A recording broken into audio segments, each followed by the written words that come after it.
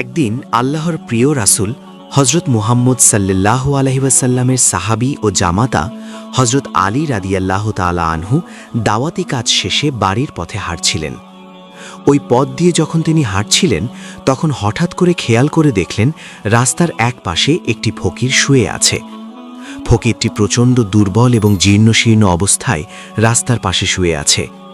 হজরত আলী রাদিয়াল্লাহু তাআলা আনহু তার কাছে গেলেন এবং তাকে সালাম দিলেন, কিন্তু সেই ফকির সালামের কোনো উত্তর দিলেন না। হজরত আলীর এই কথা শোনার পর ফকির প্রচণ্ড রেগে গেলেন এবং রেগে গিয়ে হজরত আলীকে বললেন, কে আপনি? আমাকে সালাম দিয়ে কি হবে? সালাম না দিয়ে যদি পারেন আমাকে একটু খাবার দিয়ে সহযোগিতা করুন।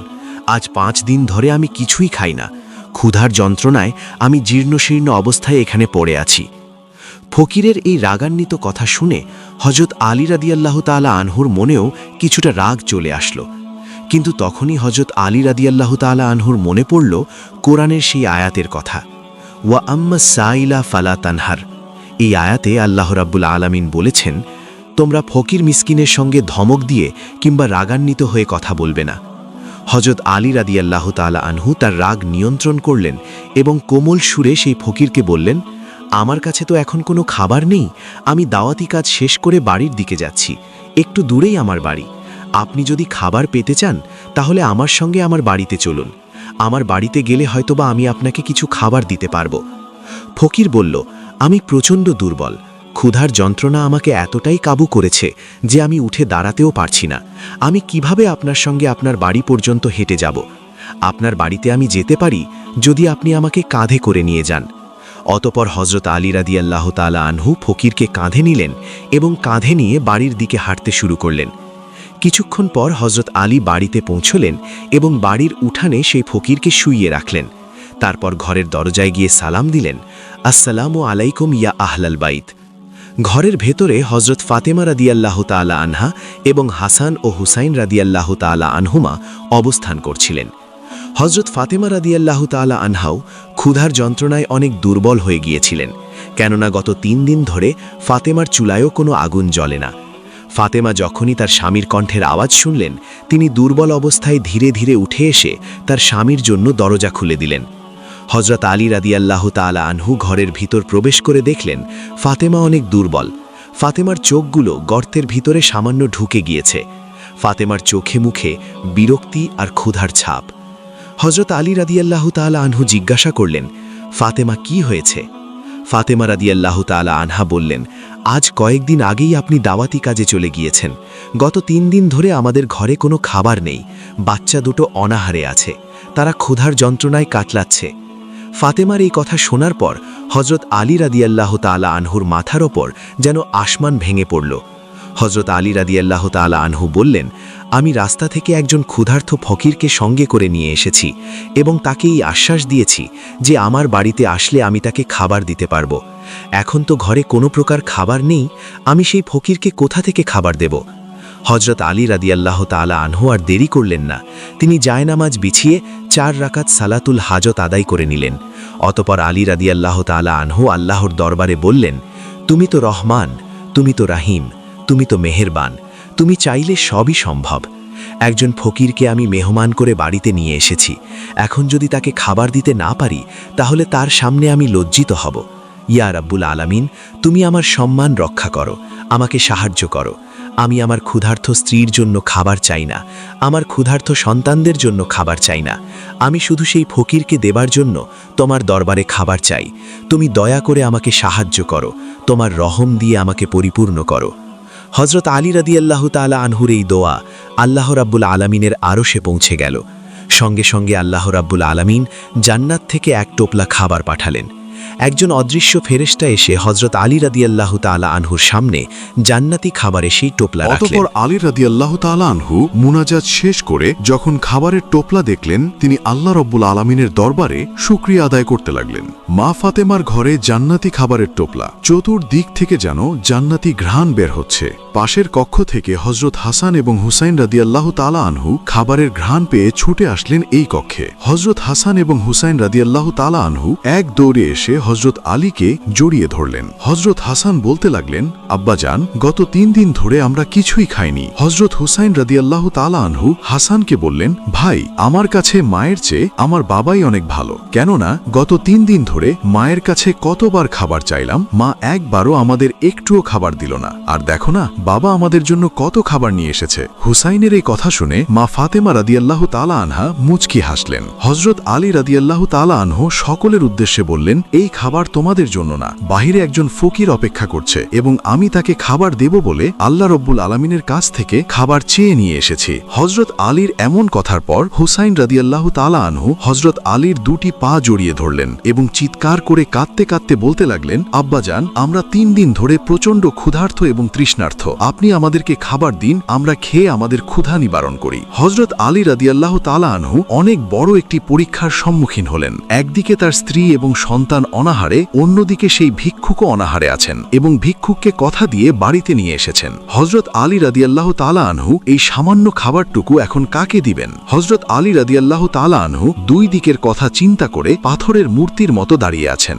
এমন সময় হজরত আলীর মনে পড়ল, আল্লাহ রব্বুল আলামিন কুরআনুল কারীমে বলেছেন, নিশ্চয় সম্পদ এবং সন্তান হবে ফিতনার মূল কারণ। পবিত্র কুরআনের এই আয়াত মনে পড়ার পর হজরত আলী সিদ্ধান্ত নিলেন, এই খাবারের একমাত্র হকদার ফকির, অতএব সেই ফকিরকেই এই খাবার দিতে হবে। হজরত আলী এবার বাম হাত দিয়ে হুসাইনকে এক ঝটকায় দূরে ফেলে দিলেন, তারপর ঘর থেকে বের হলেন ভিক্ষুককে খাবার দেওয়ার জন্য। হজরত আলী ঘর থেকে যখনই বের হলেন তিনি এক অবাক দৃশ্য দেখলেন। তিনি দেখলেন ভিক্ষুক দাঁড়িয়ে দাঁড়িয়ে মুচকি হাসছে। যে ভিক্ষুক রাস্তার পাশে জীর্ণ শীর্ণ অবস্থায় পড়েছিল, তাকে কাঁধে করে বাড়িতে নিয়ে আসতে হয়েছে, সেই ভিক্ষুক এখন উঠে দাঁড়িয়েছে এবং আলীর দিকে তাকিয়ে মুচকি মুচকি হাসছে। হজরত আলী রাদিয়াল্লাহু তাআলা আনহু কিছু বলার আগেই ভিক্ষুক বলল, ওয়ালাইকুম আসসালাম। হজরত আলী রাদিয়াল্লাহু তাআলা আনহু বললেন, কে আপনি? একটু আগেই তো আপনি রাস্তায় জীর্ণ শীর্ণ অবস্থায় পড়েছিলেন, আপনি এতটাই দুর্বল ছিলেন যে আপনাকে কাঁধে করে আমি এখানে নিয়ে এসেছি, আর এখন আপনি উঠে দাঁড়িয়েছেন এবং মুচকি হাসছেন, আর আপনাকে সালাম দিয়েছিলাম কবে, সেই সালামের জবাব আপনি এখন দিলেন। সেই ফকির তখন বলল, হে আসাদুল্লাহিল গালিব হজরত আলী, আমি আর কেউ নই, আমি আল্লাহ রব্বুল আলামিনের রহমতের ফেরেশতা, আমি আপনাকে পরীক্ষা করার জন্যই এত কিছু করেছি। নবীর সাহাবীদের মধ্যে আপনি এমন একজন ব্যক্তি, আপনি একসঙ্গে এতগুলো ডিগ্রি অর্জন করেছেন, নবীর আর অন্য কোনো সাহাবী অর্জন করতে পারেনি। একদিকে আপনি আসাদুল্লাহিল গালিব, কাফেরদের জন্য সিংহ, অন্যদিকে রাসূল সাল্লাল্লাহু আলাইহি ওয়াসাল্লাম বলেছেন, আমি হলাম জ্ঞানের রাজ্য, আর সেই রাজ্যে প্রবেশের দরজা হলো হজরত আলী। অন্যদিকে আল্লাহ রব্বুল আলামিন আপনাকে প্রচণ্ড শক্তি দান করেছেন, এই যুগের শ্রেষ্ঠ বীর পালোয়ান আপনি। অন্যদিকে খাতুনে জান্নাত, যিনি জান্নাতি মহিলাদের সর্দারনি হবেন, তার স্বামী আপনি। অন্যদিকে হাসান হুসেন, যারা জান্নাতি যুবকদের সর্দার হবে, তাদের পিতা আপনি। অন্যদিকে আশারাতুল মুবাশশারার সদস্য আপনি। জান্নাতি 10 জন সুসংবাদ প্রাপ্ত ব্যক্তির 4 নম্বরে রয়েছেন আপনি। আপনি একমাত্র সাহাবী যিনি এতগুলো গুণে গুণান্বিত হয়েছেন। আপনার প্রতি আল্লাহ রব্বুল আলামিন রাজি খুশি হয়ে আপনাকে এতগুলো গুণে গুণান্বিত করেছেন। এই খাবারের একমাত্র হকদার হলো আপনার পরিবারের সদস্যগণ, আপনি তাদেরকে এই খাবার প্রদান করুন। অন্য আরেক দিনের ঘটনা, একজন উদ্ভট এবং বিকৃত চেহারার ফকির সালমান ফার্সি রাদিয়াল্লাহু তাআলা আনহুকে সঙ্গে নিয়ে মা ফাতেমার বাড়িতে এসেছেন। হযরত সালমান ফার্সি রাদিয়াল্লাহু তাআলা আনহু ফাতেমার দরজায় গিয়ে সালাম দিলেন। আসসালামু আলাইকুম ইয়া আহলাল বাইত। হযরত ফাতেমা রাদিয়াল্লাহু তাআলা আনহা পর্দার অন্তরাল থেকে সালামের উত্তর দিলেন এবং বললেন, কে আপনি? সালমান ফারসি রাদিয়াল্লাহু তাআলা আনহু বললেন, আপনার পিতা আল্লাহর পয়গম্বর আমাকে পাঠিয়েছে। আমার সাথে একজন ভিক্ষুক আছে। এই ভিক্ষুক আপনার পিতার কাছে গিয়েছিল, কিন্তু আপনার পিতার কাছে কিছুই নেই ভিক্ষা দেবার মতো। এজন্য এই ভিক্ষুককে আপনার বাড়িতে পাঠিয়েছেন এবং আপনার পিতা বলেছেন আপনি যেন এই ভিক্ষুককে কিছু দিয়ে সাহায্য করেন। হযরত ফাতেমা রাদিয়াল্লাহু তাআলা আনহা বললেন, আমার ঘরে তো তেমন কিছুই নেই, এই ভিক্ষুককে আমি কি দিয়ে সাহায্য করব? তবে হ্যাঁ, আমার পছন্দের একটি চাদর আছে, আমি এই চাদরটি আপনাকে দিচ্ছি। আপনি এই চাদরটি ইহুদির বাড়িতে বন্ধক রেখে সেখান থেকে যে অর্থ পাবেন সে অর্থগুলো এই ভিক্ষুককে দিয়ে দিবেন। হযরত সালমান ফারসি সেই চাদরটি নিয়ে ইহুদির বাড়িতে গেলেন এবং ইহুদিকে বললেন, এই চাদরটি বন্ধক নেন। ইহুদি চাদরটি হাতে নিয়ে অত্যন্ত চমকে গেলেন। ইহুদি জিজ্ঞেস করলেন, এই চাদরটি কার? সালমান ফারসি রাদিয়াল্লাহু তাআলা আনহু বললেন, এই চাদরটি আমাদের বিশ্বনবীর মেয়ে ফাতেমার চাদর। ইহুদি চাদরটি নিয়ে ঘরের ভিতর প্রবেশ করলেন এবং অনেকক্ষণ সময় পর ইহুদি ফিরে এলো। হযরত সালমান ফারসি রাদিয়াল্লাহু তাআলা আনহু খেয়াল করে দেখলেন ইহুদির মাথা বেয়ে টপ টপ করে পানি পড়ছে। মনে হচ্ছে ইহুদি গোসল করে এসেছেন। সালমান ফারাসি তাকে জিজ্ঞেস করলেন, আপনি তো অনেক আগেই ঘরের ভিতর ঢুকেছেন, এতক্ষণ পর ফিরে এলেন, কই চাদরের বন্ধকিত অর্থ নিয়ে এসেছেন? ইহুদি বলল, এই নাও চাদরের বন্ধকৃত অর্থ, আর আমাকে এক্ষুনি তোমাদের নবীর দরবারে নিয়ে চলো। আমি কালেমা পড়ে মুসলমান হতে চাই। আমি আমার কিতাব তাওরাতে পড়েছি, আখেরি জামানার শেষ পয়গম্বর যিনি হবেন তার বাড়িতে একদিন ফকির আসবে এবং সেই ফকিরকে ভিক্ষা দেওয়ার মতো কোনো কিছুই থাকবে না। আখেরি জামানার শেষ পয়গম্বর সেই ভিক্ষুককে পাঠাবেন তার কন্যা ফাতেমার ঘরে, কিন্তু ফাতেমার ঘরেও ভিক্ষা দেওয়ার মতো তেমন কিছুই নেই। অবশেষে ফাতেমা তার শরীরের একটি চাদর বন্ধক রেখে সেই ফকিরকে ভিক্ষা দিবেন। তুমি যখন বললে এই চাদরটি বিশ্বনবীর মেয়ে ফাতেমার চাদর, তখনই আমি আমার তাওরাতের ভবিষ্যৎবাণী সত্যতার প্রমাণ পেয়েছি। তোমরা যাকে নবী বলে মানো, এই নবী আখেরি জামানার শেষ নবী। তার সম্পর্কে তাওরাতে যতগুলো ভবিষ্যৎবাণী ছিল, সকল ভবিষ্যৎবাণীর সত্যতা আমি ইতিপূর্বেই পেয়েছি। শুধু এই একটি সত্যতার অপেক্ষায় আমি ছিলাম।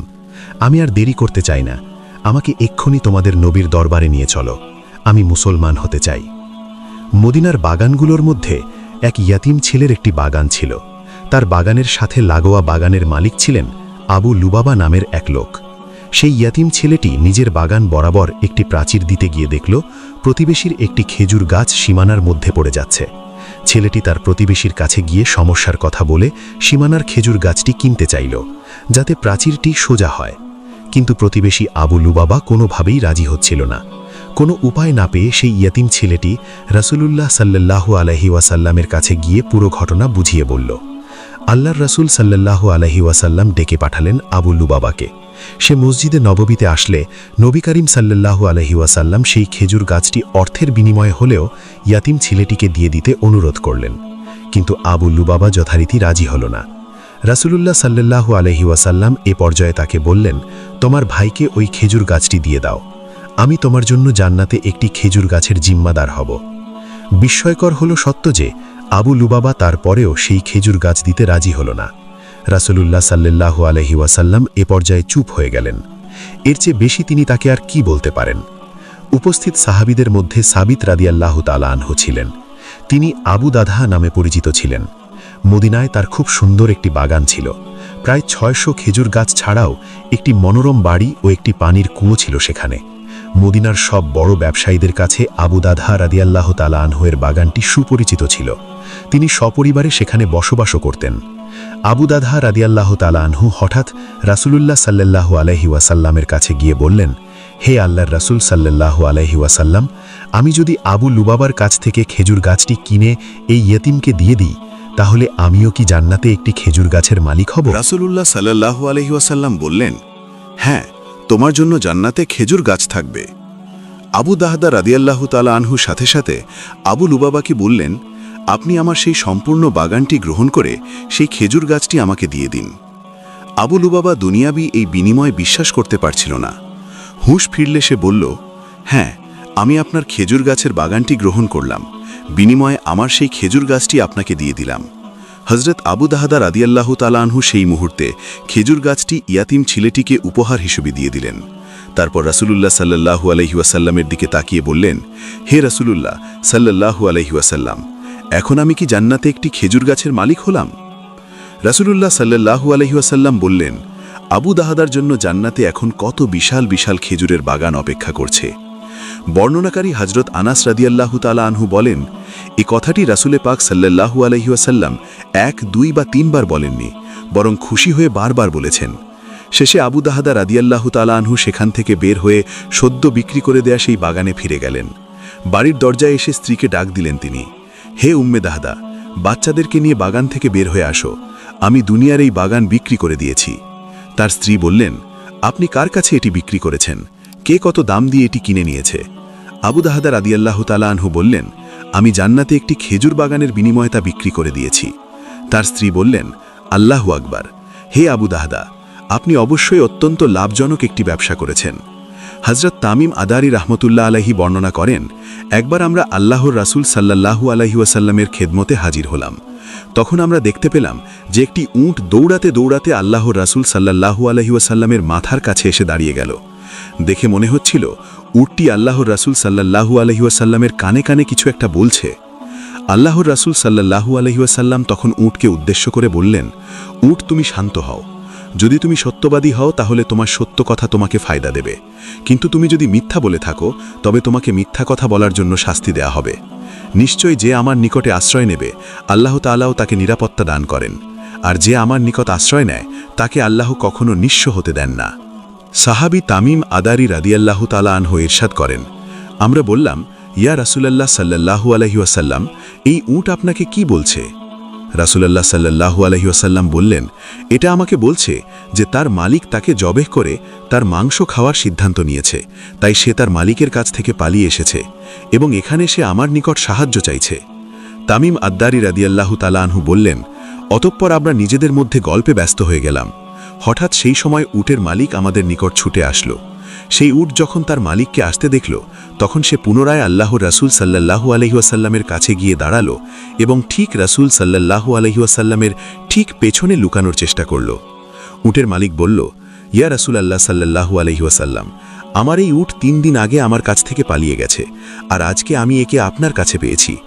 এ কথা শুনে আল্লাহর রাসূল সাল্লাল্লাহু আলাইহি ওয়াসাল্লাম বললেন, এই উটটি আমার নিকটে নালিশ জানিয়েছে।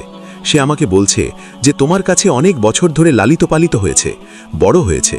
যখন প্রচণ্ড গরমের সময় আসে তুমি তখন তার পিঠে চড়ে ঘাস এবং চারণভূমির এলাকায় যেতে, আর যখন শীতের সময় আসতো তখন তুমি তার পিঠে সাওয়ার হয়ে গরম এলাকার দিকে সফর করতে। আর এখন যখন সে বার্ধক্যে উপনীত হয়েছে তখন তুমি তাকে জবেহ করে তার মাংস খাওয়ার পরিকল্পনা করেছ। উটটির মালিক বলল, ইয়া রাসূলুল্লাহ সাল্লাল্লাহু আলাইহি ওয়াসাল্লাম, ঘটনা ঠিক তেমনই যেমনটা আপনি বর্ণনা করেছেন, কিন্তু প্রশ্ন হলো উটটি আপনাকে সব জানালো কিভাবে? এই কথা শুনে আল্লাহর রাসূল সাল্লাল্লাহু আলাইহি ওয়াসাল্লাম বললেন, আচ্ছা বলো তো, একজন অনুগত একনিষ্ঠ খাদেমের তার মালিকের প্রতি খেদমতের প্রতিদান কি এটাই পাওয়া উচিত? উটের মালিক বলল, হে রাসূলুল্লাহ সাল্লাল্লাহু আলাইহি ওয়াসাল্লাম, এখন আমি একে বিক্রি করব না, একে জবেহ করব না, আপনি যা অনুমতি দেবেন আমি তাই করব। এরপর আল্লাহর রাসূল সাল্লাল্লাহু আলাইহি ওয়াসাল্লাম সেই উটের মালিকের কাছ থেকে উটটিকে 100 দিরহামের বিনিময়ে কিনে নিলেন। তারপর তিনি উটটিকে বললেন, হে উট, যাও, এখন থেকে তুমি মুক্ত, আল্লাহ দেওয়া রিজিক তালাশ করো। অথচ সেই উটটি আল্লাহর রাসূল সাল্লাল্লাহু আলাইহি ওয়াসাল্লামের মাথার কাছে নিজের মুখ এগিয়ে নিয়ে মুখ দিয়ে আওয়াজ করল, যা শুনে আল্লাহর রাসূল সাল্লাল্লাহু আলাইহি ওয়াসাল্লাম বললেন, আমিন আমিন। এরপর উটটি পুনরায় দোয়া করল। আল্লাহর রাসূল আবারও বললেন, আমিন আমিন। উটটি পুনরায় দোয়া করল। আল্লাহর রাসূল তৃতীয়বারের মতো বললেন, আমিন আমিন। কিন্তু উটটি যখন চতুর্থবার একটি শব্দ করল তখন আল্লাহর রাসূল আমিন তো বললেনই না, বরং আবেগপ্রবণ হয়ে কাঁদতে শুরু করলেন এবং বলতে লাগলেন, হায় আমার উম্মত, হায় আমার উম্মত। এমনকি রাসূল সাল্লাল্লাহু আলাইহি ওয়াসাল্লামের চোখ থেকে অশ্রু বের হতে লাগল। সাহাবী তামিম আদারি রাদিয়াল্লাহু তাআলা আনহু বললেন, আমরা জিজ্ঞাসা করলাম, হে রাসূলুল্লাহ সাল্লাল্লাহু আলাইহি ওয়াসাল্লাম, এই উট আপনাকে কি বলছে? রাসূলুল্লাহ সাল্লাল্লাহু আলাইহি ওয়াসাল্লাম বললেন, উটটি আমাকে প্রথমবার বলছে, হে রাসূল সাল্লাল্লাহু আলাইহি ওয়াসাল্লাম, আল্লাহ আপনাকে ইসলাম ও কুরআনের মাধ্যমে উত্তম প্রতিদান দান করবেন। আমি বললাম, আমিন। তারপরে আমাকে বলল, আল্লাহ তাআলা যেন কিয়ামতের দিন আপনার উম্মতের অন্তর থেকে সমস্ত ভয়ভীতি এমনভাবে দূর করে দেন যেমনভাবে আজকে আপনি আমার অন্তর থেকে ভয়কে দূর করে দিয়েছেন। আমি বললাম, আমিন। তারপর সে দোয়া করল, আল্লাহ তাআলা যেন আপনার উম্মতের রক্তকে শত্রুদের হাত থেকে এমনভাবে হেফাজত রাখেন যেমন করে আজকে আপনি আমার রক্তকে হেফাজত করেছেন। এরপর সে পুনরায় বলল, আল্লাহুম্মা আমিন, আল্লাহ যেন তাই করে। এরপর চতুর্থবার উটটি বলল, আল্লাহ তাআলা যেন আপনার উম্মতকে নিজেদের মধ্যে ঝগড়া ফাসাদ, সেনা যুদ্ধবিগ্রহ এসব থেকে হেফাজত করেন। এ কথা শুনে আমিন বলতে যাব, কিন্তু সেই দোয়াটি কবুল হবে না। আল্লাহর তরফ থেকে নির্দেশ আসলো। এ কথা শুনে আমার কান্না পেল, কেননা এই একই দোয়া আমিও আমার উম্মতের জন্য আল্লাহর কাছে বহুবার করেছি, কান্নাকাটি করেছি। হে আল্লাহ, আমার উম্মতকে অভ্যন্তরীণ ফিতনা, ঝগড়া ফাসাদ এসব থেকে রক্ষা করো। কিন্তু আল্লাহ তাআলা আমার প্রথম 3টি দোয়া কবুল করলেও শেষ 2টি কবুল করেননি। হযরত জিবরাইল আলাইহিস সালাম আমাকে আল্লাহর পক্ষ থেকে খবর দিয়ে দিয়েছেন যে, হে রাসূল, আপনার উম্মতের মধ্যে সর্বশ্রেষ্ঠ ফিতনা হচ্ছে যে তারা পরস্পর ছোটখাটো ত্রুটি বিচ্যুতি নিয়ে একজন আরেকজনকে ফতুয়াবাজি করবে, ফিতনাবাজি করবে, ঝগড়াঝাটি করবে, এসবে লিপ্ত হবে এবং এসব করে এরা ধ্বংস হবে। বাহিরের শত্রু যখন এদেরকে আক্রমণ করবে তখন এরা অভ্যন্তরীণ দ্বন্দ্বকলহে ব্যস্ত থাকবে। এসব কিছু যা ঘটবে সবই তাকদিরে লিখা হয়ে গিয়েছে, কাজেই এই ক্ষেত্রে আল্লাহ আপনার দোয়া কবুল করবেন না। আল্লাহু আকবার। আমাদের প্রিয় নবী রাসূল সাল্লাল্লাহু আলাইহি ওয়াসাল্লাম শুধু মানবজাতির জন্যই নন, তিনি ছিলেন সমগ্র জগৎ, মানুষ, জিন ও সমস্ত প্রাণীর জন্য রহমত। আল্লাহ তাআলা তাকে পাঠিয়েছেন দুনিয়ার অন্ধকারে আলো ছড়ানোর জন্য। তার শিক্ষা ও আদর্শ আজও আমাদের পথ দেখায় শান্তি ও সত্যের দিকে। তো এটাই ছিল আমাদের আজকের ভিডিও। যদি ভিডিওটি আপনার কাছে ভালো লেগে থাকে তাহলে অবশ্যই লাইক দিন, আর আমাদের চ্যানেলটি সাবস্ক্রাইব করে পাশে থাকুন। আর কমেন্টে জানিয়ে দিন ভিডিওর কোন অংশটি আপনার কাছে সবচেয়ে বেশি ভালো লেগেছে।